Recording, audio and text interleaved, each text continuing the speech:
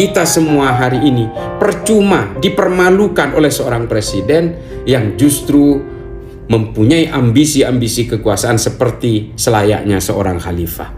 Oleh karena itu, saya terus terang justru menjadi salah satu orang yang sangat terpukul, dan juga teman-teman yang lain, bahwa ternyata apa yang kami suarakan hari ini menjadi hambar semua. Percuma.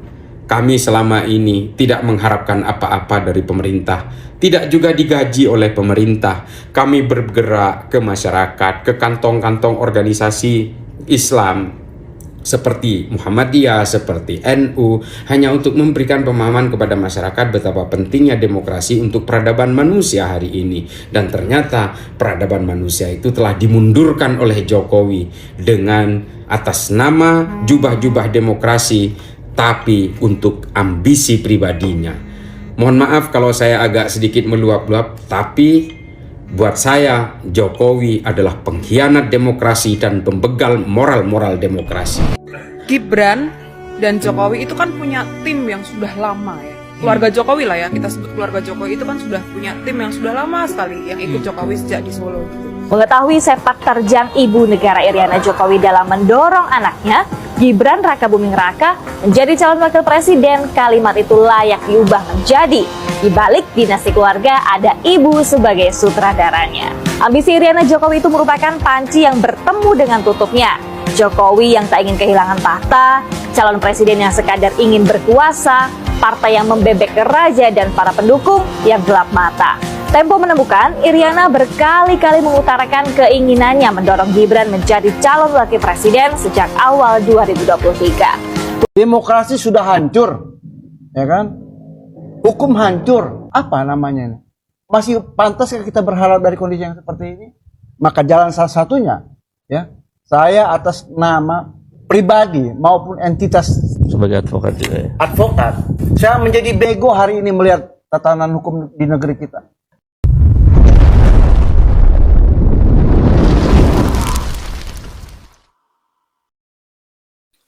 Kita semua telah dipermalukan oleh seorang Presiden Joko Widodo. Joko Widodo adalah pengkhianat demokrasi. Assalamualaikum warahmatullahi wabarakatuh. Salam Om Swastiastu, Namo Buddhaya, salam kebajikan, dan salam sejahtera untuk kita semua. Saudaraku sebangsa dan setanah air. Dalam cuplikan video tadi kita mendengarkan bersama-sama bagaimana seorang Cak Islah Barawi mengkritik dengan keras Bapak Presiden Joko Widodo, dan juga kita menyimak bagaimana media Tempo berbicara soal politik dinasti, soal keluarga Presiden Joko Widodo yang selama ini dibangun dan dipersiapkan oleh Ibu Iriana. Tentu ini adalah berita yang mungkin bagi kita yang rakyat biasa, kita yang awam dengan politik ini sangat mengejutkan. Tetapi ini adalah fakta dan fenomena yang terjadi hari ini. Dalam beberapa menit ke depan, saya mau mengajak pemirsa sekalian, mari kita bersama-sama mencoba untuk menyimak cuplikan video lengkap yang disampaikan oleh Cak Islah Barawi maupun dari media Tempo dan beberapa dari netizen.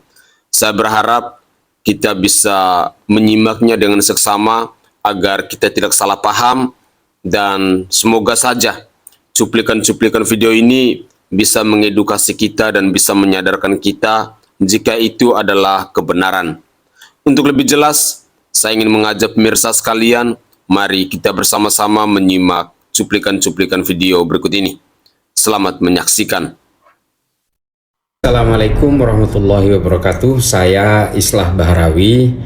Menyikapi berbagai hal yang terjadi belakangan ini di dalam dunia demokrasi kita di Indonesia, saya sebagai seorang praktisi yang selalu menyuarakan moderasi beragama, terutama melawan kelompok radikal, ekstrim, teror, yang di dalamnya juga termasuk melawan kelompok-kelompok yang ingin mengubah Pancasila, melawan orang-orang yang ingin menjadikan hukum syariah Islam dijadikan sebagai hukum negara, termasuk juga mereka yang ingin mengubah tatanan pola pemerintahan kita menjadi sistem khilafah, yaitu yang disuarakan oleh kelompok-kelompok kanan maupun kelompok ekstrim kanan yang mengatasnamakan Islam seperti Hizbut Tahrir, Ikhwanul Muslimin, Front Pembela Islam, dan berbagai varian-varian kelompok-kelompok kanan lainnya.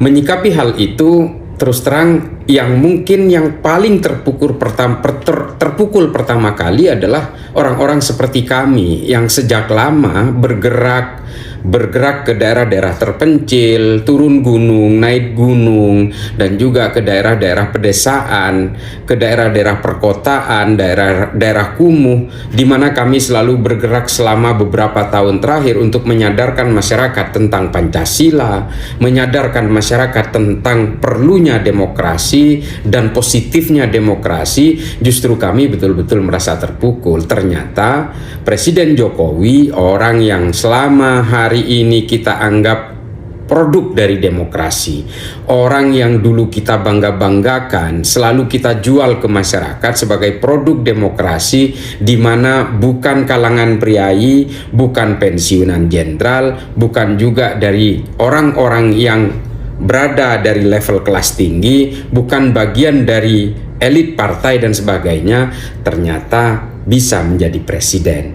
Presiden Jokowi selama ini kita jual ke masyarakat sebagai orang antah berantah yang mewakili diri kita semua, orang biasa-biasa saja, anaknya supir truk, dia juga hanya seorang pengusaha kayu yang juga bukan kelas tinggi, tapi ternyata bisa menjadi presiden. Kami menerangkan itu kepada masyarakat bahwa inilah meritokrasi. Siapapun punya peluang untuk menjadi presiden sepanjang dia punya kapabilitas, punya kemampuan, punya kepatutan. Siapapun bisa menjadi presiden. Anak-anak kami kelak, anak-anak kita kelak bisa menjadi seperti Jokowi.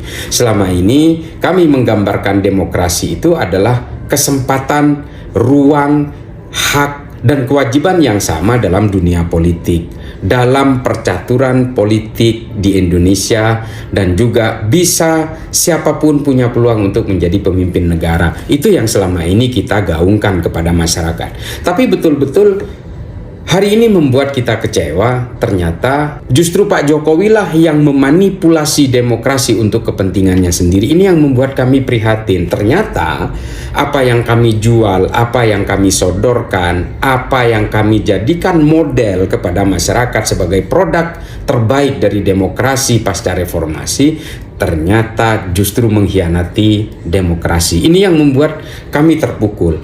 Jadi kemudian apa yang membuat kami terpukul juga? Selama ini kami mengagung-agungkan demokrasi, selalu menenggelamkan ajaran khilafah misalnya, yang tidak membatasi pemimpin negara, yang membatasi hanya dengan umur, hanya kematian yang menghentikan tugas dan fungsi seorang pemimpin negara. Kalau sudah mati baru pemimpin negara boleh diganti. Sebelum mati, bahkan sakit keras pun, seorang khalifah tidak boleh diganti kecuali oleh anaknya sendiri yang bisa menggantikan dengan alasan usia atau sakit-sakitan, seperti yang terjadi di Saudi hari ini. Saudi ini adalah sistem pemerintahannya al-mamlakah, kerajaan, merupakan bagian dari level tertentu dalam sistem khilafah. Sistem khilafah juga mengenal kerajaan seperti yang ada di Saudi hari ini. Ketika Raja Salman sudah mulai menua, lalu kemudian pangerannya bisa men-take over, mengambil alih pemerintahan seperti yang dilakukan oleh Muhammad bin Salman, dan itu kerajaan.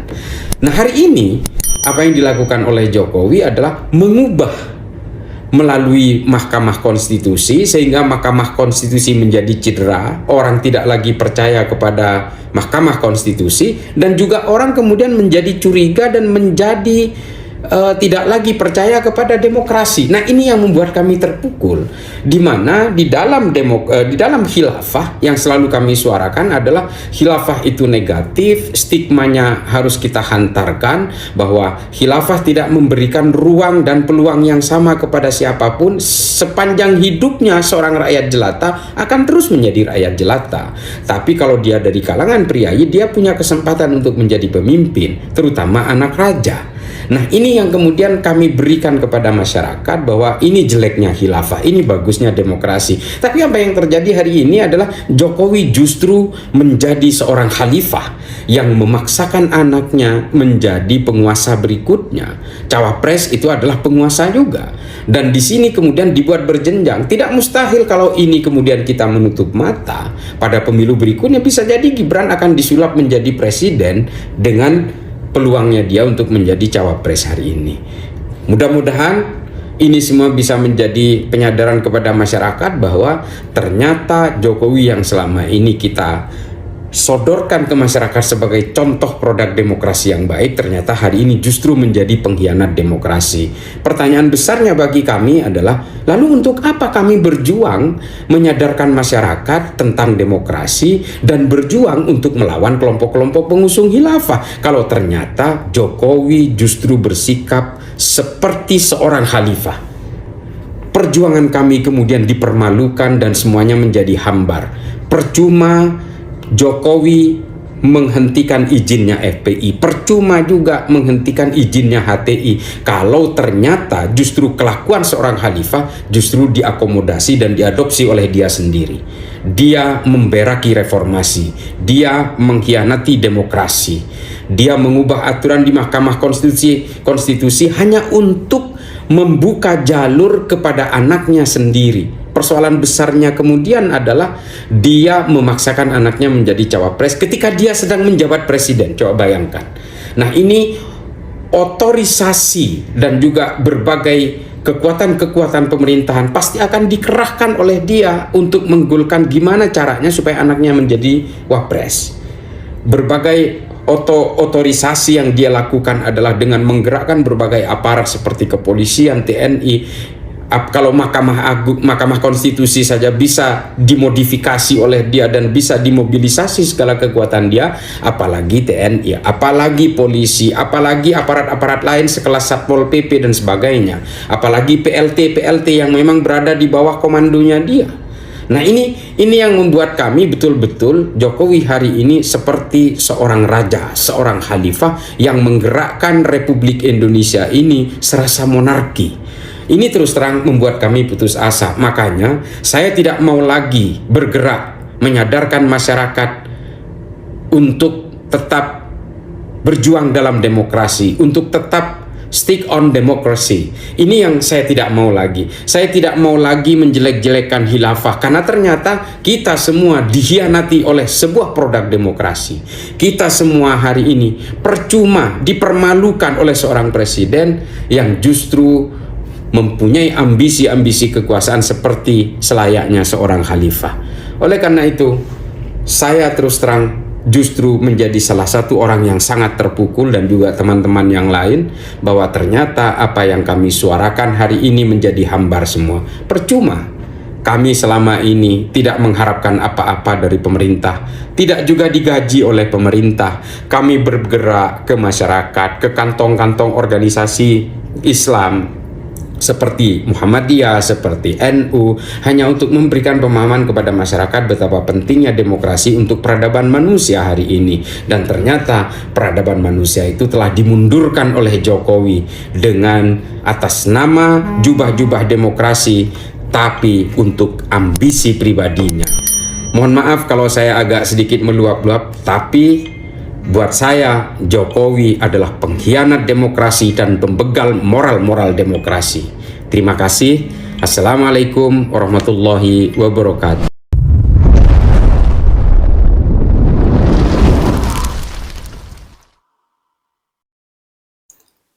Saudaraku sebangsa dan setanah air, para penonton kanal YouTubeku yang sangat saya hormati dan sangat saya cintai. Menyimak penjelasan dari Cak Islah Barawi ini, tentu kita-kita yang selama ini selalu membela kebenaran, menyuarakan soal demokrasi, selama ini yang selalu mendukung Presiden Joko Widodo, pastinya akan merasa kecewa, merasa kesal, karena apa yang kita perjuangkan tidak sesuai dengan harapan. Hal-hal ataupun poin penting yang disampaikan oleh Cak Isla Barawi ini cukup jelas untuk dimengerti, dan saya berharap bahwa kita semua, kita rakyat Indonesia, kita bisa mampu untuk merefleksi dan merenungkan semua yang disampaikan oleh Cak Isla Barawi ini. Jika ini adalah fakta yang terjadi hari ini, langkah selanjutnya yang harus kita lakukan adalah seperti apa? Apakah hanya karena seorang Presiden Joko Widodo lalu kita harus mengalah dan kalah? Apakah hanya karena seorang Presiden Joko Widodo yang dinilai adalah pengkhianat demokrasi ini, lalu kita semua harus mengikuti arahan dari Presiden Joko Widodo? Ataukah hanya karena Presiden Joko Widodo telah memberaki nilai-nilai reformasi, lalu kita semua pun harus terjebak bersama Presiden Joko Widodo itu? Tentu saja tidak. Kita yang masih menggunakan logika akal sehat dan masih bisa untuk berpikir waras, tentunya kita akan tetap berada di jalan yang benar. Kita akan tetap menyuarakan tentang keadilan. Kita akan tetap menyuarakan tentang nilai-nilai demokrasi yang sesungguhnya. Kita pun akan tetap menjaga NKRI, Pancasila. Selanjutnya kita pun akan tetap mengamalkan nilai-nilai keadilan dalam kehidupan berbangsa dan bernegara ini. Kalau memang seorang Presiden Joko Widodo dinilai telah mengkhianat demokrasi, dinilai telah memberaki nilai-nilai reformasi, biarlah seorang Presiden Joko Widodo yang menjalaninya. Jangan sampai hanya karena cinta kita kepada Presiden Joko Widodo, jangan sampai hanya karena selama ini kita selalu mendukung, selalu memuja-muji Presiden Joko Widodo, lalu kita merasa bahwa segala sesuatu yang dilakukan oleh seorang Presiden Joko Widodo itu benar. Jangan. Mencintai itu boleh, mengagumi itu boleh. Satu hal yang seringkali saya katakan, bahwa jangan pernah kita digoblokin. Itu adalah poin pentingnya. Dengan demikian, saya selalu mengajak kepada pemirsa sekalian bahwa mari kita berpikir secara rasional, jangan emosional. Mari kita gunakan akal sehat kita. Gunakan logika dan cara berpikir yang waras dalam kehidupan berbangsa dan bernegara ini. Saudaraku sebangsa dan setanah air, saya sangat yakin dan percaya bahwa di era digital ini kita kok mampu, pasti bisa untuk keluar dari zona-zona yang tidak nyaman. Selanjutnya, saya berharap penjelasan yang disampaikan oleh Cak Isla Barawi ini bisa mengetuk pintu hati kita dan bisa menyadarkan kita. Jika saat ini kita berada di jalan yang benar, mari kita pertahankan. Tetapi jika saat ini kita telah melangkah ke jalan yang salah, masih ada waktu, masih ada kesempatan, mari kita kembali ke jalan yang benar. Dengan demikian, saya berharap pemirsa sekalian masih bersedia untuk terus menyimak cuplikan-cuplikan video yang akan saya persembahkan dalam menit-menit berikutnya ini.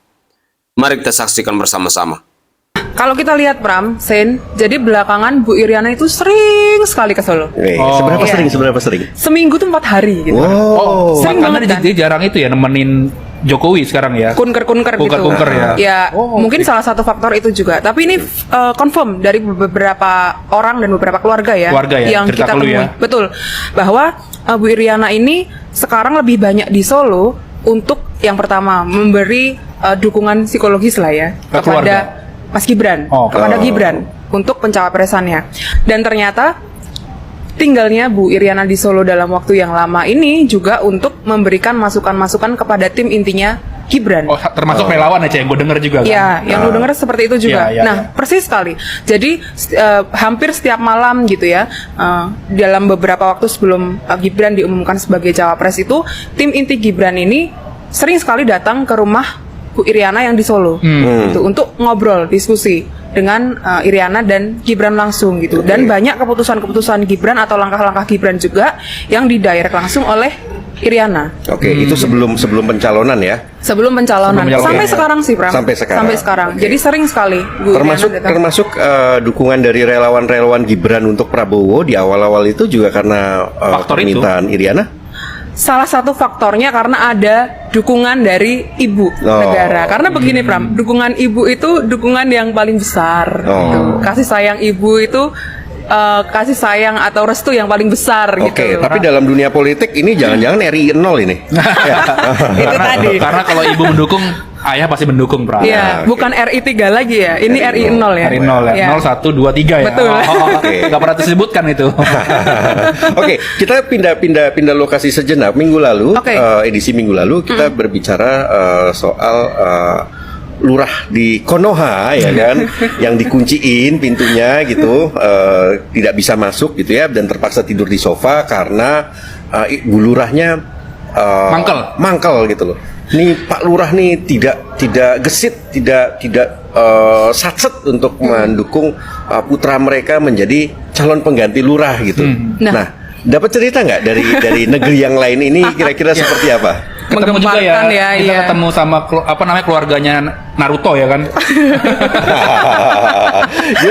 gimana isinya? Ya itu menjadi namanya keluarga di Konoha itu juga cerita bahwa cerita itu intinya tidak membantah maupun tidak membenarkan lah seperti itu, Pram. Oke. Dan menjadi bahan evaluasi untuk keluarga gitu ya, Cahaya. Jadi keluarga di Konoha ini menonton Bocor Halus ya? Oh, menonton. Iya, dan adiknya Lurah Konoha, nah ini entah adik yang mana ya, itu juga memang seperti itu kondisinya, gitu, menceritakan seperti itu, dan itu katanya menggambarkan istana Konoha, Sin. Iya. Oh, kelurahan Konoha maksudnya. Kelurahan. Iya. Orang-orang pada kaget lah.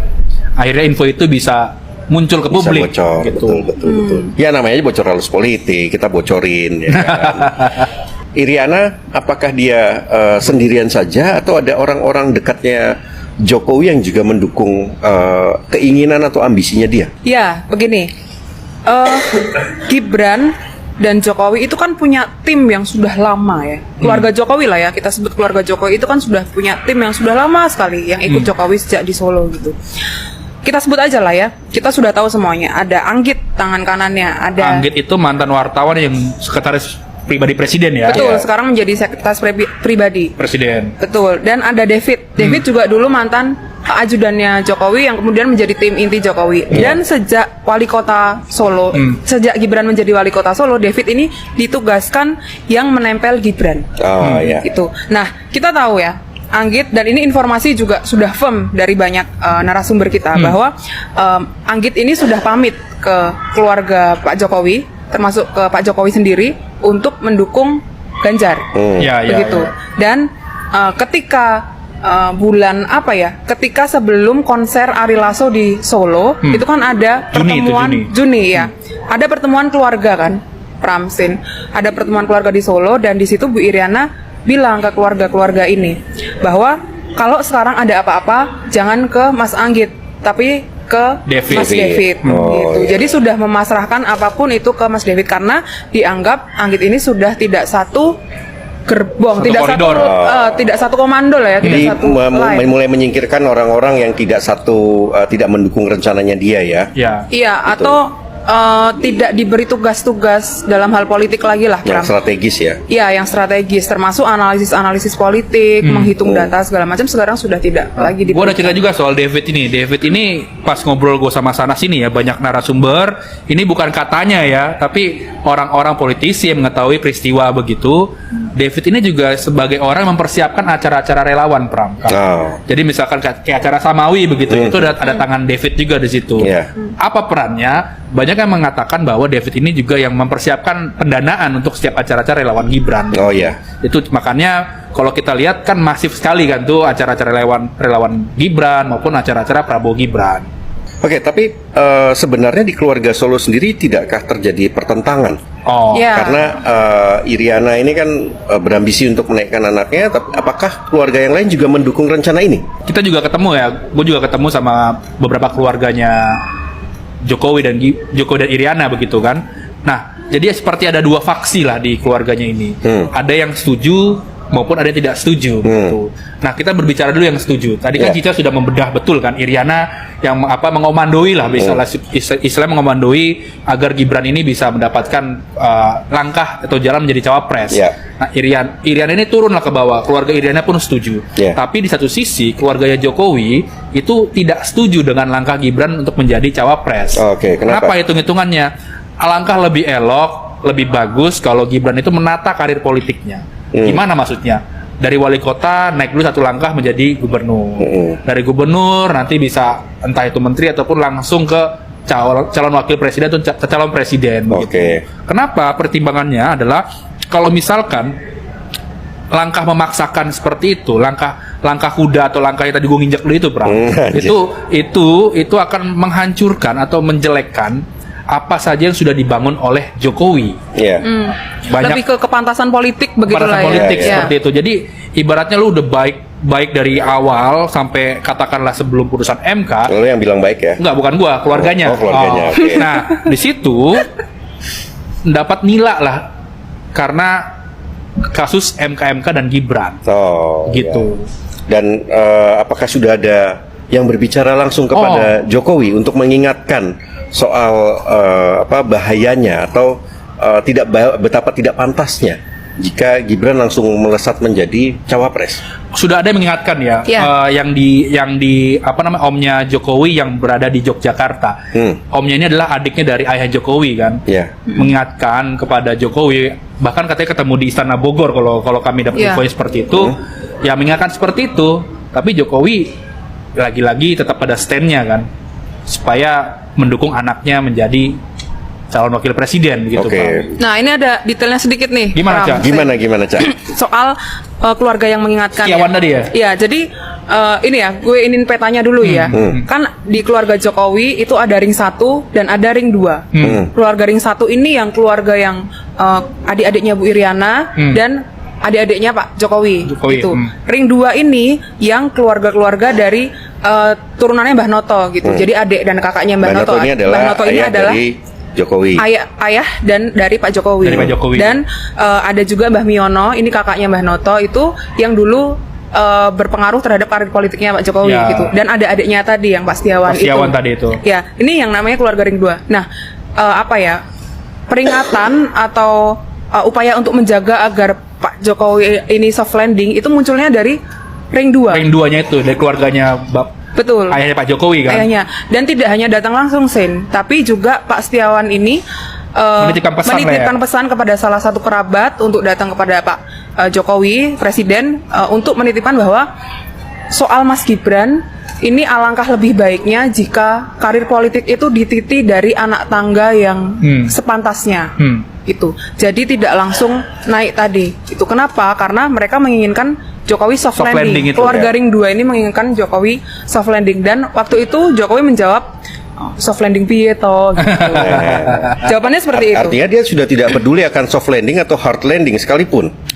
Ya. Bisa diartikan seperti itu. Ya. Pak. Dok lah. Enggak, sekarang kan belakangan kan muncul narasi ya bahwa Jokowi bersedia dituduh apapun gitu untuk kepentingan bangsa dan negara gitu kan.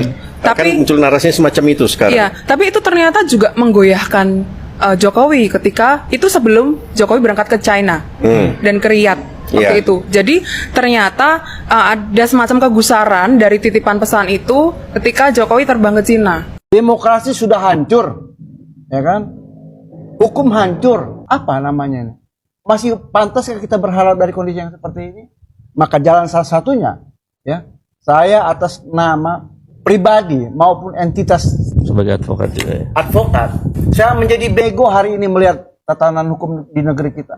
Dulu ketika saya masih mahasiswa, untuk menjadi ahli hukum yang bagus, kita tuh harus pergi ke Harvard. Hari ini cukup kalian nongkrong di Jakarta saja, itu ilmu hukum gak habis-habisnya kita bisa hari ini. Bisa mendulang semua Iya. itu. 16 ahli hukum mengatakan keprihatinan. 16 ahli hukum tata negara menyatakan bahwa ini nggak benar. Budayawan sudah mengatakan demokrasi kita sudah terancam, ya kan? Itu suara-suara yang mewakili rakyat loh. Tapi pemilik otoritas kan bukan mereka-mereka. Negara yang memproduk kebohongan ini dan terus dia lakukan. Dalam bahasa sosiologinya Kang Ubed, karena dia dosen, saya bukan, saya jadi marah karena saya merasa jadi bego. Pramudia Anantatur pernah mengatakan, jika ahli hukum tidak tersinggung dengan pengkhianatan hukum hari ini, lebih baik mereka menjadi penyapu jalanan. Tajam kata-katanya. Saya, Saya kira benar itu. kalau saya sudah memilih jadi penyapu jalanan, mendingan saya bikin molotov kan? Gak ada gunanya saya belajar. Oke guys, itulah cuplikan-cuplikan video yang bisa saya persembahkan ke hadapan pemirsa pada kesempatan ini. Menarik ketika kita mendengar obrolan yang begitu apik yang disampaikan dalam cuplikan video tadi, di mana kita bisa mendengarkan bersama-sama obrolan dari orang-orang Tempo di Bocor Alus. Di sana mereka berbicara soal ambisi dan manuver dari seorang Ibu Iriana terhadap cawapres dari Gibran Rakabuming Raka. Banyak hal yang diceritakan tentang keluarga dari Bapak Presiden Joko Widodo dan juga tentang persoalan politik dari keluarga Presiden Joko Widodo ini. Saya berharap bahwa kita sebagai netizen, kita harus mampu, kita harus cerdas dalam memilah dan memilih informasi. Jika informasi itu benar, silakan itu dipelajari. Tetapi jika informasi itu masih bersifat A2 atau apalagi hoax, silakan di-skip saja. Jadilah netizen yang cerdas, yang kritis, agar kita tidak terjebak dalam sebuah pemberitaan. Saudaraku sebangsa dan setanah air, hari-hari belakangan ini kita menyaksikan bagaimana ketegangan-ketegangan dalam politik, ketegangan-ketegangan dalam dunia demokrasi menjelang Pilpres 2024 nanti. Kita ketahui bersama bahwa Pilpres tinggal 70-an hari lagi. Tepatnya di tanggal 14 Februari 2024, kita akan mengadakan pesta demokrasi itu. Namun, suasana politik belakangan ini kelihatannya semakin hari semakin memanas. Dari kubu A menyerang kubu B, dari kubu B menyerang kubu C, dari kubu C menyerang pemerintah, dan lain sebagainya. Saya berharap kita sebagai rakyat jangan terprovokasi. Jangan mudah tersinggung, jangan mudah baperan juga. Politik itu adalah sesuatu yang dinamis. Semua yang mereka lakukan saat ini adalah demi kepentingan, demi kekuasaan. Kita yang rakyat biasa, kita yang orang awam, sekali lagi jangan sampai terjebak. Para elit mungkin hari ini mereka baku ribut, besok mereka makan siang bersama. Tetapi kadangkala kita yang adalah orang awam, kita yang buta dengan politik, ribut hari ini, dendamnya sampai berbulan-bulan. Sekali lagi, politik itu tidak ada yang kekal abadi. Sangat dinamis. Semoga saja kita tidak terjebak dengan suasana politik yang hari-hari belakangan ini sangat menegangkan. Tetaplah berpikir cerdas, tetaplah berpikir kritis, dan tetaplah berada di jalan yang benar. Karena kebenaran akan membawa kita pada kemenangan. Saya Sainai dari Provinsi Nusa Tenggara Timur. Saatnya kita yang rakyat jelata harus berani untuk bersuara. Salam hormat, salam NKRI, dan salam Pancasila untuk kita semua. Tetaplah semangat dan jangan pernah menyerah.